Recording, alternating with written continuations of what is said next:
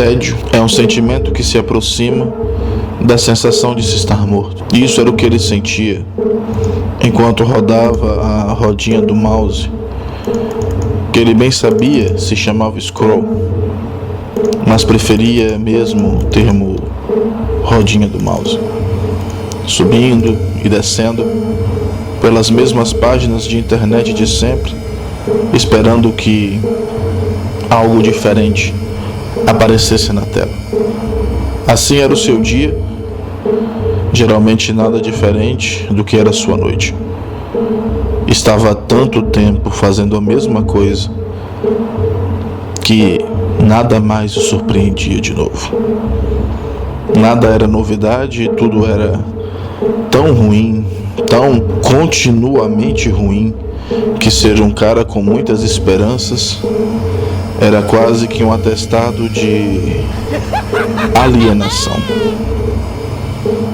Um investigador com mais de 20 anos de experiência, que já viu todo tipo de assassinato cometido por todo tipo de pessoa. Sua cidade não era uma cidade grande, mas pense nisso. Tanta coisa já aconteceu naquele lugar tão pequeno. Imagine os absurdos de uma cidade grande. Era multiplicar por centenas. Mais um dia, e quando não precisava sair da delegacia, parecia ser uma vitória.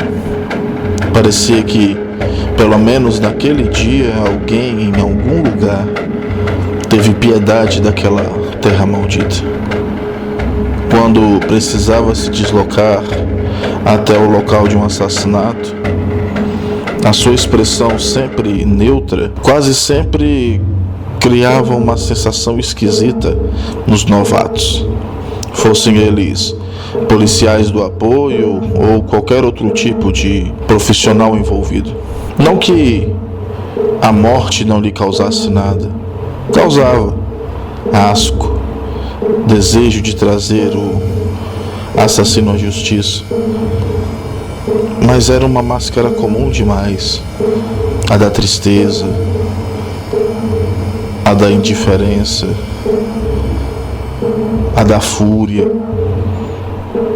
Era simples demais para que se demonstrasse qualquer outra coisa, qualquer outro fulgor ou vigor a mais do que se podia apresentar.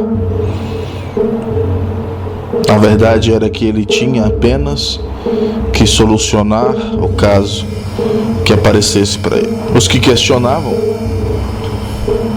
também teriam anos a fio fazendo aquilo e certamente teriam a mesma sensação de normalidade intranquila que ele tinha.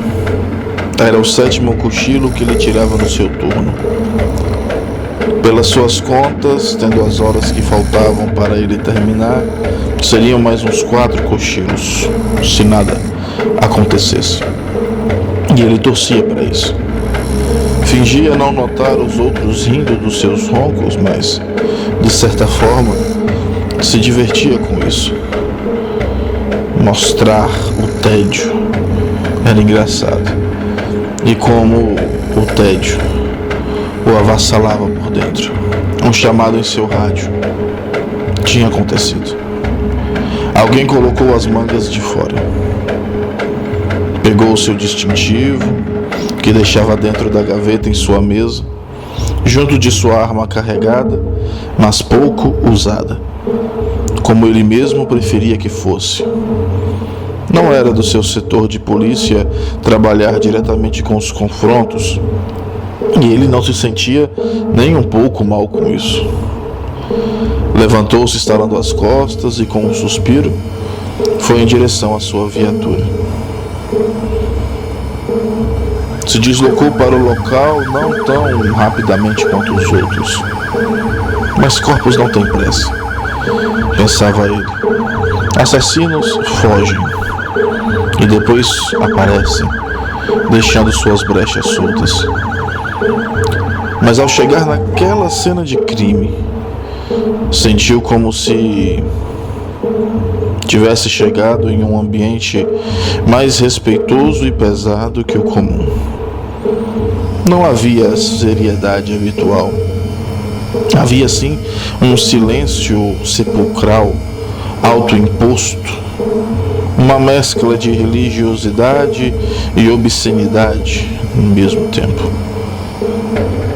As pessoas entravam e saíam conforme concluíam suas obrigações habituais no local, e aquelas que tinham que esperar a liberação do investigador pareciam incapazes de conversar entre si ou mesmo com ele, nem sequer um olhar de qualquer espécie. Era uma claustrofobia causada pela presença de seres humanos presos e amordaçados dentro de seus próprios demônios. O lugar era amplo. Era um galpão que ele conhecia muito bem. Sempre ali operou uma grande empresa que vendia materiais para a construção civil. Por isso mesmo, salas eram desnecessárias, exceto uma divisão entre os produtos que ficavam à mostra nas prateleiras e produtos que tinham que ser carregados e descarregados nos caminhões com mais velocidade, que eram os produtos que ficavam no depósito atrás da loja propriamente dita. Por isso, uma parede simples separava um ambiente do outro, e no galpão onde ficava o depósito estava o banheiro, e era nesse cubículo que o corpo fora colocado. O chão não tinha sinal de que alguém tivesse sido arrastado para dentro, e tampouco havia sinal de sangue em local algum que não fosse o interior do banheiro. A única razão de que alguém fosse encontrar aquele corpo praticamente no fim do dia era que o último veículo de entrega tinha sido trazido para ser guardado, o que não era uma obrigação do motorista. Naquele horário, poderia ir com a caminhonete para casa, depois de deixar cada descarregador em sua casa. Mas ele tinha vindo com o carro próprio trabalhar, e por isso levaria os homens para suas residências e cuidaria de seus próprios assuntos depois. Abriram o portão normalmente, estava trancado com corrente para fora, como sempre fazia o último motorista ou chefe de setor ao sair. Estacionaram a caminhonete sem maiores problemas e, enfim, um dos descarregadores decidiu ir ao banheiro, como eles mesmos brincavam, para descarregar. E foi então que ele se deparou com aquilo. O banheiro era um local realmente pequeno, um retângulo em pé para que alguém, no máximo, pudesse se sentar, a privada branca, daquelas com um cano de descarga e uma caixa com corda. Lavar a mão em uma pia marrom de torneira de plástico. Era perceptível que o local era para momentos rápidos, entrada e saídas constantes, e mais nada. Estar diante dali era como estar naquele momento diante de um portal para o inferno. Entrar ali era entrar no próprio inferno, como se ele fosse apenas um outro plano, um lugar com chão e céu, onde você pudesse trafegar sem problemas, mas com todo o peso e desgosto de estar no pior lugar para onde se podia ir. Era um jovem. Não devia ter mais de 20 anos na aparência. Atrás dele, uma rede de arames farpados fora montada e pregada à parede do teto ao chão. E nesse arame farpado foram amarrados também ganchos daqueles de se levantar bovinos para realizar a desossa. E nesses ganchos foi erguido o rapaz pelo menos 20 centímetros acima do chão. Seus braços estendidos e curvados por cima da cabeça foram amarrados à rede com mais arame. As pálpebras foram retiradas à faca com uma precisão cirúrgica para um instrumento, de forma que os olhos estivessem sempre abertos e pela vermelhidão e as veias saltadas dentro do globo ocular. Tudo aquilo aconteceu com ele realmente consciente do que estava vendo, não podendo fechar os olhos. O tronco estava marcado pelos ferimentos causados pela rede atrás dele, e cortes na base da barriga fizeram com que o intestino saltasse para fora, atingindo o chão com calma, pois esses cortes foram feitos justamente para causar o máximo de sofrimento à vítima. Talvez um dos motivos para que ninguém nos arredores ouvisse qualquer grito fosse que na boca do rapaz foi pregado com pregos bem pequenos e finos, daqueles que se colocam em caixotes de frutas, um pequeno bottom de camisa com a imagem do Cristo misericordioso. Esse bottom, preso com aqueles pregos, impediam que o rapaz pudesse mover o maxilar e assim abrir a boca. Causa da morte: contusões múltiplas e perda de sangue por corte e derramamento de intestino proposital, disse uma legista com um tom sombrio e sério. Ver uma pessoa tão acostumada com a morte reagir tão soturnamente era um reflexo do que ele mesmo sentia ao ter que presenciar aquela situação tão catastrófica e visceral ao mesmo tempo. Olhar para aquilo era participar de algo proibido, malicioso, medonho. Ao mesmo tempo, não olhar era impossível. Havia uma gama de atração por aquele extremo, uma contemplação ao grotesco que, ao mesmo tempo, gerava ojeriza e um prazer cruel. Mas ele tinha um trabalho a fazer e precisava se concentrar naquilo, não como um espectador de sentimentos ambíguos, mas como um profissional que tinha que entregar um resultado àquela sociedade, levar ao causador daquilo à justiça. Anotações foram feitas, tudo aquilo estava fora do comum, foi retirado e catalogado como prova. Impressões digitais foram colhidas nas maçanetas, pias e paredes, mas claramente eram muitas para se averiguar em pouco tempo. E as imagens das câmeras de segurança foram devidamente cortadas e enviadas para a nuvem da delegacia do momento em que o último motorista saiu até o momento em que o corpo foi encontrado. E obviamente o HD é apreendido, pois caso a imagem contasse algo importante, uma simples filmagem cortada não serviria como prova. Enquanto fazia seu trabalho, seu celular estava em modo avião. Claro, não queriam barulhos, vibrações que mais iriam atrapalhar do que qualquer outra coisa. E ligações não atendidas sempre soavam como uma forma de desconsideração intencional, que geralmente acabavam em discussões desnecessárias quanto ao fato de que aquele que não atendeu estava trabalhando e não curtindo uma tarde de sol na praia, ou baixando filmes piratas, ou assistindo aqueles vídeos sensuais de ASMR. Ao colocar o aparelho no modo normal, sabia que uma enxurrada de notificações chegariam.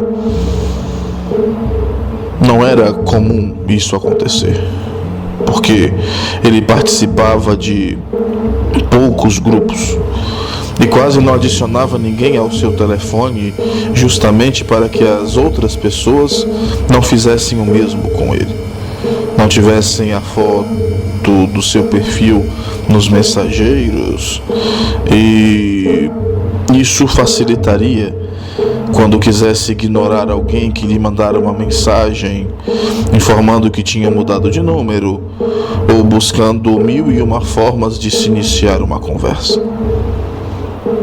Coisas das quais ele sempre tentava fugir. Isso permitia que ele saísse do papo sem precisar entregar uma possibilidade de que a conversa continuasse em algum outro momento.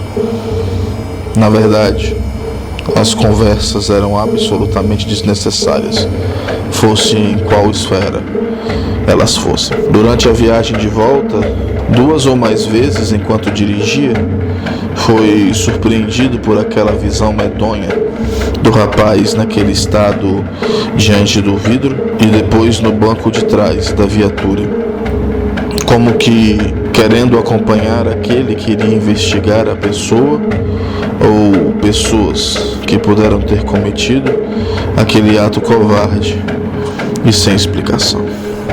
Qual ódio seria capaz de exigir uma atitude tão medonha? Vingança?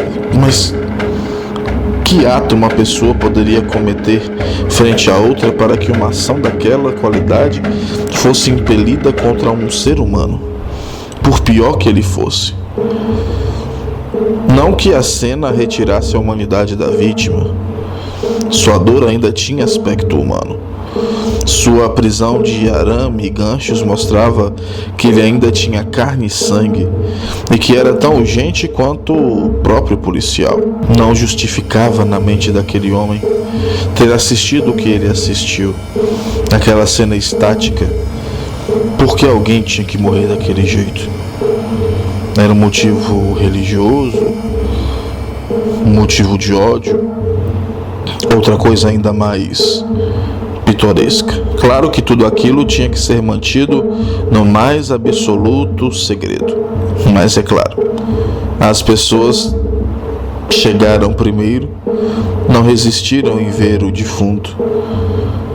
E um defunto disposto naquele estado era o prato ideal para o vilipêndio ao cadáver. Grupos, sites da cidade, da região, noticiavam aquela morte, tornando aquele lugar um lugar de humilhação, um local de espetáculo circense. Descobriram sim que o nome do rapaz era Camilo e que ele era um jovem estudante de filosofia que estava na cidade em uma espécie de mochilão que fazia por toda a região para conhecer praias e cidades históricas.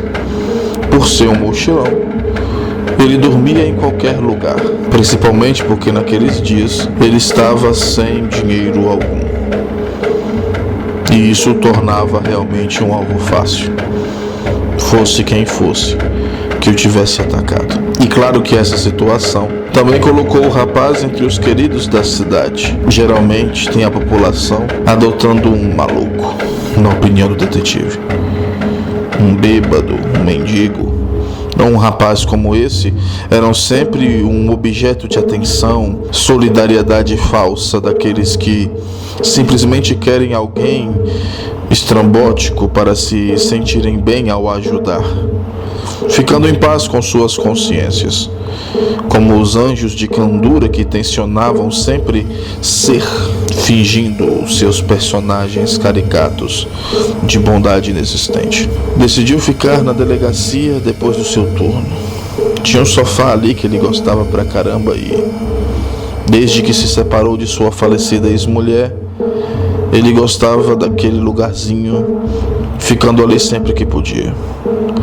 Claro que não demorou muito para arranjar uma ou outra namorada, antes mesmo que sua ex-mulher morresse. Mas aquela vida colada, devotada, meio que não valia mais a pena para ele. Por mais solitário que fosse uma vida focada no si mesmo, era sem dúvida nenhuma uma vida com alguma diversão enfurnada no tédio existencial do dia após dia. Dormiu por ali mesmo e para ele era o suficiente. Até o momento em que sonhou. No seu sonho, o dia ia amanhecendo e o galo cantava, mas cantava numa insistência que chegava a ser insuportável. Sim, ele estava escutando o que parecia ser uma granja de galos incansáveis em seus cacarejos, cantando e saudando o novo sol, mostrando sua pose e as suas galinhas. Ele estava deitado no mesmo sofá, enquanto dentro do sonho, agora decidido a acabar com aquele barulho dos infernos, puxou sua arma, que por algum motivo nesse momento estava no couro de sua calça, e abriu a porta. Não era a frente da delegacia como ele esperava. Era mais um espaço vazio, sem as lojas do outro lado da rua e sem as ruas depois desse outro lado. Era apenas um céu cinzento, um chão de terra e milhares de galos, todos virados em uma única direção e cantando para a coisa mais medonha que ele já tinha visto, mesmo estando num mundo que era de sonhos. Um galo do seu tamanho, gordo, penoso e com duas cristas longas e bem vermelhas. Sim, duas cristas, como duas asas, duas patas, eram duas cabeças. Bem, esse era um detalhe fenomenal. Duas cabeças pardas como o restante das penas. Uma cabeça ciscava o chão e a outra olhava para o céu, tentando bicá-lo sem sucesso. Em cima do galo, a figura marrom avermelhada de um bicho que só podia ser o diabo. Não parecia ser muito alto, mas tinha pés e mãos absolutamente compridas, com unhas pretas, dois chifres pequenos no alto da testa, mas sem olhos, pois eles estavam tapados por 4 voltas de arame farpado que circulavam a sua cabeça careca. A boca era igual, mas costurada com o arame farpado, do mesmo tipo que também havia em seus braços e em suas pernas. Ele abriu os olhos sem medo e sem susto. Piscou forte umas 2 vezes para tirar aquilo que tinha aparecido para ele no seu campo de visão. Mas não ia ser tão fácil. Era grotesco demais para ser tão fácil. Logo se lembrou da cena do crime, toda montada em arame farpado, como os olhos, a boca, os braços e a perna daquele bicho nojento e do seu maldito galo, que não parava de cantar, mesmo agora com ele acordado. Com certeza ele tinha sonhado com aquela merda toda por causa dessa ave insuportável que não parava de cantar, feito um disco arranhado da droga de uma manhã de uma fazenda. Correu na direção do som, sem nem se importar se tinha gente na recepção da delegacia ou não. E não tinha ninguém, o que era uma quebra de regra e protocolo indesculpável numa delegacia de polícia, quartel ou qualquer outro ambiente gerido por policiais, fossem de qual esfera fossem. Abriu a porta que dava para o pátio dos fundos e então viu que todos estavam ali, extasiados, assustados ou enjoados com a cena que se apresentava no meio deles. Estavam reunidos em uma espécie de plateia circular em um anfiteatro carregado de asco. Um galo pardo com uma cabeça viva e atado a essa cabeça um outro pescoço degolado de um outro galo tão pardo como esse. Essa cabeça nesse pescoço, era claro, estava morta. Montada em cima desse modelo de piada sem contexto, estava uma boneca. 4 voltas de arames farpados tampavam seus olhos. Sua boca fora costurada com arame farpado. Seus braços e pernas exibiam arames farpados e 2 pregos foram colocados em sua testa à guisa de chifres. Era impossível não se lembrar do sonho que teve, do pátio, do céu, do chão, dos galos cantando e da figura que se apresentou a ele, silenciosa, mas sinistra. E agora a mesma figura estava montada no mundo real, bem na frente dos seus olhos. E isso era no mínimo aterrorizante.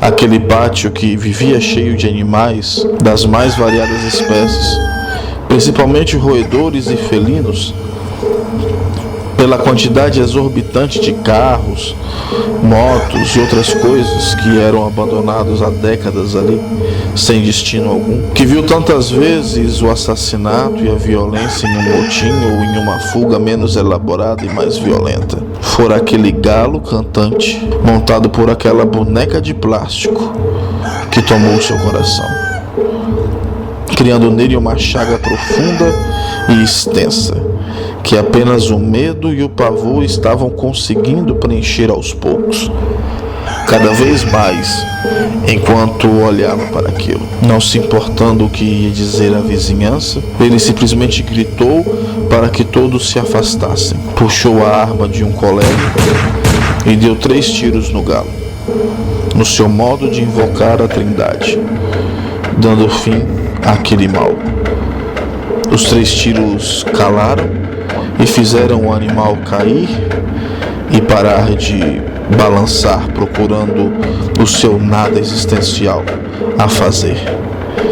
Ele voltou para dentro da delegacia, apanhou gasolina em uma vasilha, jogou sobre aquilo e ateou fogo, sem pensar 2 vezes. E simplesmente voltou a dormir no seu sofá. E só foi acordado horas depois, pois alguém queria ter um particular com o responsável pelo caso da loja de material de construção. Mais uma vez ele se levantou do sofá, com a coluna sentindo falta dos calombos e das partes em que a madeira estava mais em evidência do que o próprio estofado. Ainda era muito cedo. Pretendia ficar até o horário de seu turno naquela sala, sem fazer absolutamente nada, apenas apreciando aquele vazio que se tornou a sequência ininterrupta de um dia após o outro. Foram conversar em uma das salas de colheita de queixas. Estava vazia porque ainda não era a hora da responsável do setor chegar. Quando entrou, já tinha um homem à sua espera. Era um senhor grisalho. Estava acima do peso, mas nem tanto. Barba feita, cabelo bem cortado. Parecia um camarada que, quando jovem, era vaidoso, mas com a idade foi perdendo um pouco do cuidado. Até porque o próprio corpo não lhe ajudava tanto mais na situação de beleza. Mas ainda mantinha um estilo bem cuidado, que não tinha muita importância para o investigador. Mas a diferença entre aquele velho e aquele homem era exorbitante demais para quem olhasse. O senhor grisalho trazia consigo um envelope pardo e sorriu cordialmente quando o investigador sentou à sua frente. Não se apertaram as mãos. Ambos esperavam para ver o que o outro iria dizer para iniciar o diálogo. Mas como ninguém iniciou, a paciência ou percepção do policial notou que nada iria para frente se ele não tomasse a iniciativa. Pois não, disse secamente. Acredito que o assassinato na loja de construção tem a ver com um furto ocorrido em minha residência, senhor policial. Explique. Meu nome é Francisco do Carmo. Sou um antigo investigador de paranormalidade e demonologista. Resido nessa cidade há mais de 40 anos. Claro que ele sabia de quem se tratava. Um charlatão que colecionava bugigangas que hora ou outra aparecia em um dos programas sensacionalistas de um canal menor que os 2 maiores do país. Ele era de certa forma famoso. Tinha livros escritos, mas como nunca havia se interessado por aquele tipo de asneira, é claro que o investigador nunca leu aquelas bobagens. Ou seja, não tinha ideia do que aquele homem havia escrito. E não estava disposto a começar a se interessar, ou até querer entender aquelas besteiras agora, mesmo tendo tido a experiência que teve. Meu nome é Rodrigo, investigador Rodrigo Alves. O senhor então quer fazer a queixa de um furto ocorrido em sua residência. A responsável pelas queixas ainda não chegou. No caso, eu só assumo um caso depois que a responsável assina a queixa e passa para o delegado. O senhor não entendeu. Mentiu o homem grisalho, sabendo que na verdade o policial não queria levá-lo em conta. Normalmente as pessoas que conheciam o seu trabalho não levavam ele em conta. Houve um furto em minha casa. Uma caixa foi roubada e o conteúdo daquela caixa é o motivo do assassinato que aconteceu naquela loja. E digo mais ao senhor: haverão muitos outros se alguma coisa não for feita. O que o senhor está dizendo? Começou o investigador como se estivesse sofrendo uma ameaça. Francisco puxou uma foto do envelope. Uma caixa de joias pequena, feita de madeira bem enfeitada, trazia algumas palavras em francês e o rosto de uma menina entalhada. A segunda foto mostrava 12 anéis, ou qualquer outra joia que fosse aquilo. Cada um tinha uma espécie de símbolo, mas um 13º item chamou mais atenção do que os outros 12. Um botão com alfinete, daqueles de se pregar nas camisas. Na parte frontal do botão, a imagem de Jesus misericordioso, como visto por Santa Maria Faustina Kowalska, em fundo dourado. Era a foto do bottom. Era quase como se a certeza lhe viesse. Era o mesmo bottom que fora pregado na boca do rapaz. Um galo pardo com 2 cabeças. Uma olhava para o céu, outra ciscava o chão. Sobre eles, um diabo baixo com mãos e pés enormes e grandes unhas pretas.